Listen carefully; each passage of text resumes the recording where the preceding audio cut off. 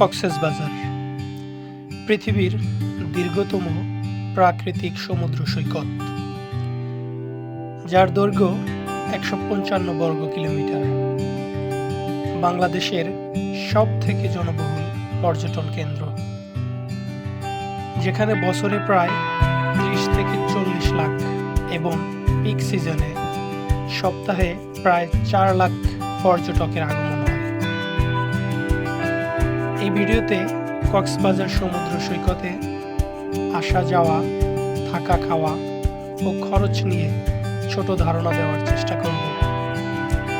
চাইলে I button বা description এ দেওয়া লিঙ্ক থেকে দেখে নিতে পারেন কিভাবে ঢাকা থেকে টেকনাফ এসে টেকনাফের সব টুরিস্ট স্পট ঘুরে একই দিনে কক্সবাজার আসলাম। ৩ পর্বের দ্বিতীয় পর্বে, মানে আজকের পর্বে দেখব কক্সবাজার, এবং পরের পর্বে মানে তৃতীয় পর্বে দেখব বান্দরবনের পাহাড়ের চূড়ায় চমৎকার পট হাউসে থাকা ও মেঘ বৃষ্টির খেলা দেখা। ৩ পর্বের ব্লগটি দেখে যে কেউ সহজেই নিজের বাজেট ও সময় অনুযায়ী ১, ২ বা ৩ দিনের ট্যুর প্ল্যান করে নিতে পারেন।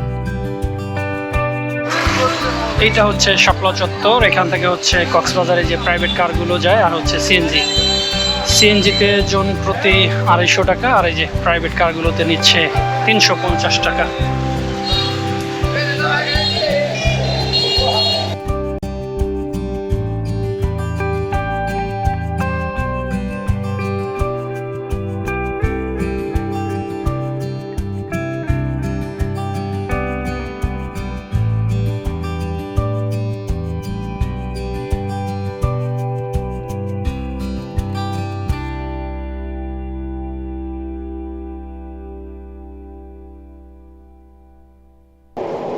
মেরিন ড্রাইভ রোড ধরে টেকনাফ থেকে কক্সবাজার টোটাল 80 কিলোমিটার ডিস্টেন্স, আর সময় লাগবে 2 ঘন্টার মতো।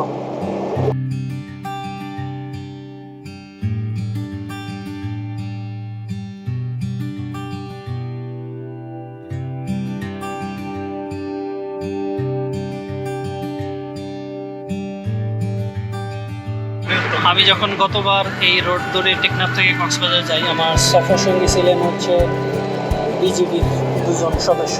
সো ওনাদের কাছ থেকে শোনা যে এই পাহাড়ে হচ্ছে কিছু সন্ত্রাসী থাকে আর কি, যারা দিনে অথবা রাতে এই রোডটাতে সমস্যা সৃষ্টি করে। সো অনেকটা কেয়ারফুল থাকতে হয় এই রোডটাতে।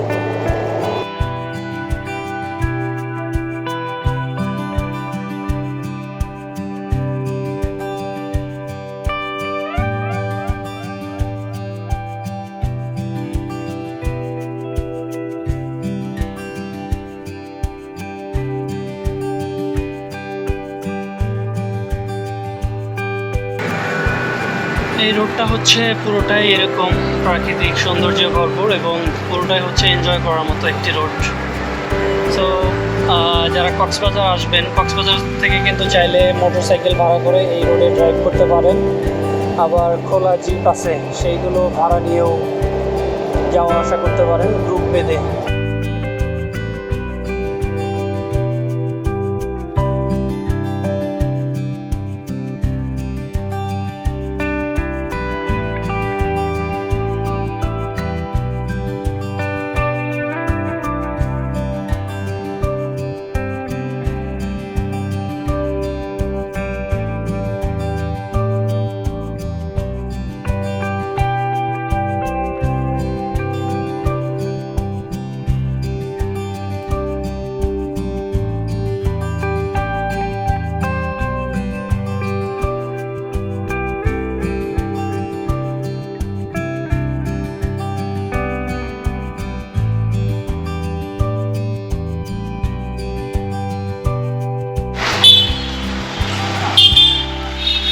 টেকনাফ থেকে এসে এই খানটাতে আমরা গাড়ি থেকে নেমেই জাস্ট এই যে এখানে শাহজাদি রিসোর্ট, এইখানে ঢুকেই আমি জিজ্ঞেস করতে রুম পেয়ে যাই। সো যেহেতু টায়ার্ড আর মাত্র 1 রাত থাকবো, সো কোনো অপশন না খুঁজে ডিরেক্ট এইখানে উঠে পড়ি।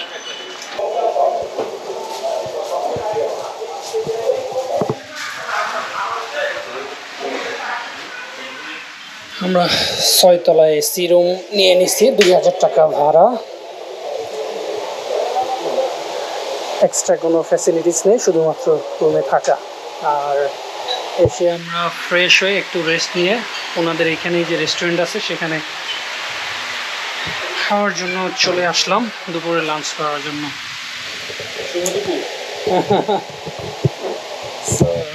আমরা একটা সেট মেনু সিলেক্ট করে ওনাদের দিয়ে দিছি, এখন সার্ভ করার জন্য ওয়েট করতেছি।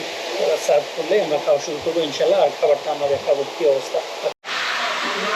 আমরা এই মেনুটা পছন্দ করছি, দেখা যাক খাবারটা চলে আসুক, খাবার খেয়ে তারপর রিভিউ দিচ্ছি।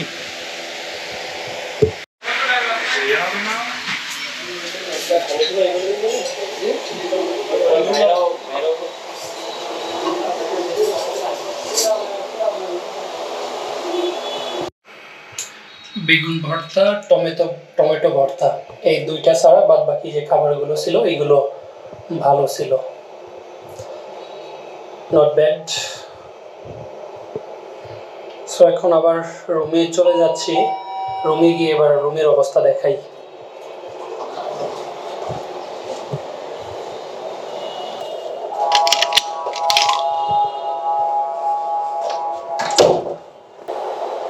একটা বেড দুজনের জন্য, দুই পাশেই হচ্ছে বেড সাইড টেবিল বা ড্রয়ার, দুই পাশেই কিন্তু চার্জ দেওয়ার জন্য ব্যবস্থা আছে একদম বেডের পাশেই। জামা কাপড় ঝুলানোর জন্য ব্যবস্থা, সোফা, টি টেবিল, ছোট্ট একটি টিভি,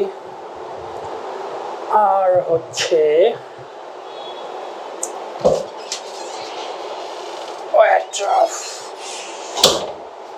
এইবার দেখি মোস্ট সেন্সিটিভ যে বিষয়টা, এটা হচ্ছে ওয়াশরুম।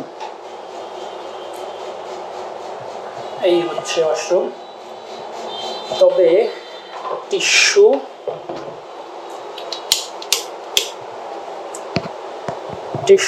ছোট্ট একটি সাবান আর ছোট দুটি শ্যাম্পু ছাড়া আর কোনো ব্যবস্থা নেই। ব্রাশ বা টুথপেস্ট এইগুলোর ব্যবস্থা নেই, তবে যে এরকম টিস্যুর ব্যবস্থা আছে। আমার মনে হয় সাথে কিন্তু আবার কোনো কমপ্লিমেন্টারি ব্রেকফাস্ট বা হাবিজাবি কোনো কিছু নেই। সো 2000 টাকার মধ্যে এমন একটা প্রাইম লোকেশনে আমার মনে হয় যে ইটস ওর্থ। একদম ডলফিন মোড়ের পাশেই, একটা বিল্ডিং পরে। আমি যখন আবার বিকেলে বাইরে বের হবো তখন আমি আবার লোকেশনটা একদম দেখাবো। এইটা হচ্ছে ডলফিন মোড়, আর ওই হচ্ছে আমাদের হোটেলের লোকেশন।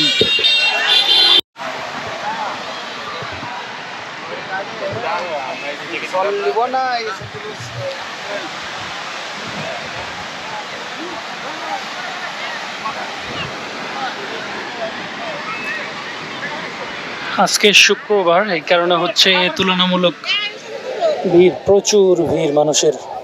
ভিডিও করে আসেন মাঝখানে যে আমাদের বাইক নিয়ে সাগরটা দেখা যাচ্ছে, তো ভিডিওটা ভালো আসবে।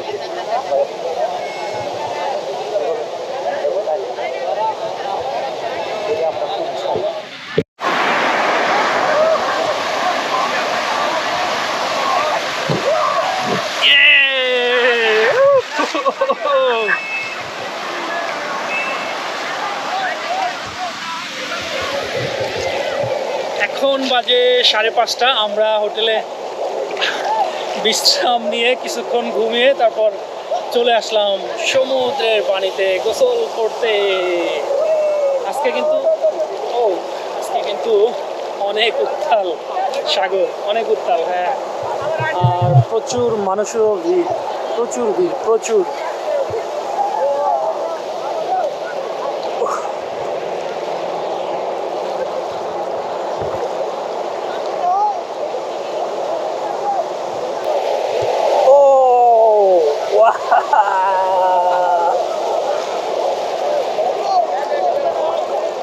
আপনি ওদিকে যান না,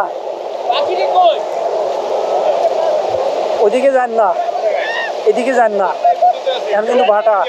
হ্যাঁ হ্যাঁ, এদিক থাকেন। ও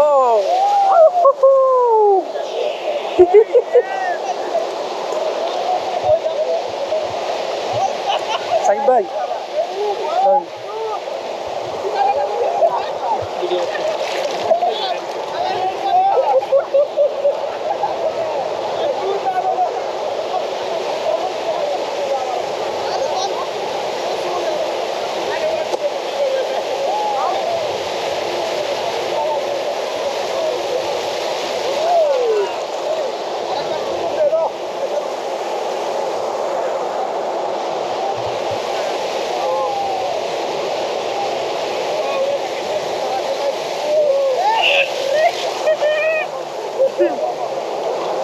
আসলে এই মুহূর্তটা হচ্ছে ভয়ঙ্কর। ভাটার সময় আমি যেটা দেখলাম যে পানি টান দিয়ে নিয়ে যাচ্ছে। আমি নর্মালি সমুদ্রে নামলে 2 থেকে 3 ঘন্টা গোসল করি আর একদম অনেকটা গভীরে চলে যাই, কিন্তু এখন কেন যেন মনে হচ্ছে এই দিক থেকে পানি টান দিচ্ছে, যেটা আসলে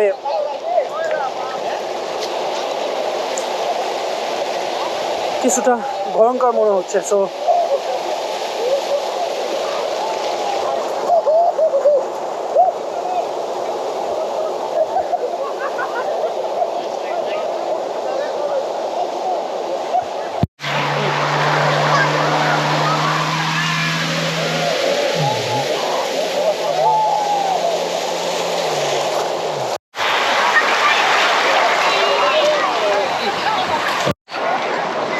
আজকে সারাদিন শ্যাডো ছিল, ছায়া ছিল, কিন্তু শেষ বেলা চমৎকার সূর্য, মানে সূর্য অস্ত যাওয়ার আগে নতুন করে উঠলো সূর্য।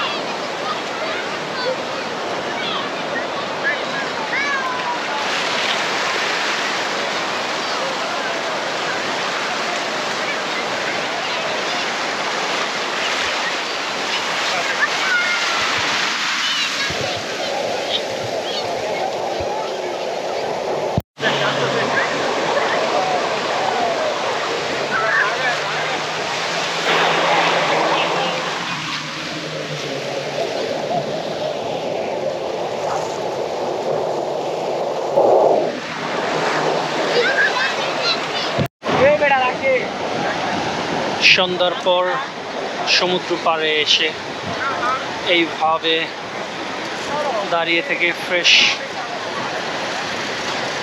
হাওয়া উপলব্ধি করতে পারেন, ফ্রেশ ব্রিদিং, আর কিছু ভাসমান দোকানও বসে এরকম।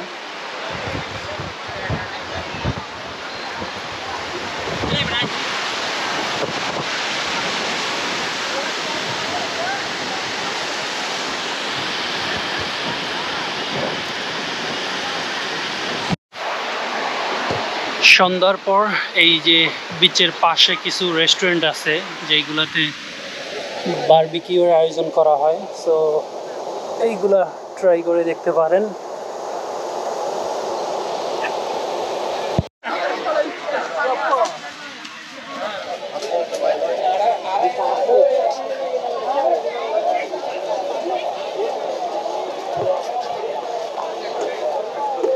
তারপর ঠিক সি বিচের উপরে হচ্ছে এরকম কিছু দোকান আছে যেখান থেকে পার্ল এবং যে শুটকি আছে, সামুদ্রিক মাছের শুটকি, এগুলো কিনতে পারেন।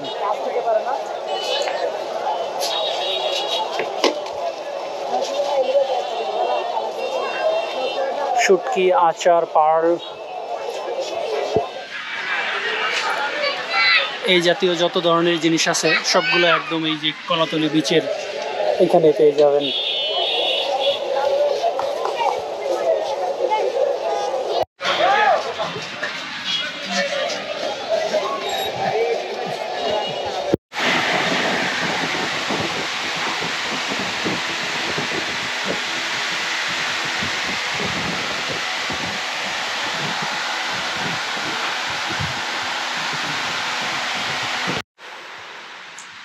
আমরা দুপুরের মেনুতে আবার খাবার খেয়ে নিলাম এবং সেই সাথে একদিনে কিভাবে টেকনাফের সবগুলো টুরিস্ট স্পট এবং কক্সবাজার ভ্রমণ করা যায় সেই ভিডিও এখানে শেষ করি। আর কালকে সকালে আমরা যাত্রা শুরু করব বান্দরবনের উদ্দেশ্যে। সো বান্দরবনে সুন্দর পোর্ট হাউসে কীভাবে থাকা যায়, কী কী এক্সপিরিয়েন্স করব, এইগুলো আমি ইনশাল্লাহ কালকে শেয়ার করব। কিভাবে যাব, কোথায় থাকব, খরচ কেমন হবে, কি কি সুযোগ সুবিধা, সবগুলো ইনশাল্লাহ আমি শেয়ার করব। সো আল্লাহ হাফেজ, বাই বাই। পরের ভিডিও দেখার জন্য আমন্ত্রণ রইল।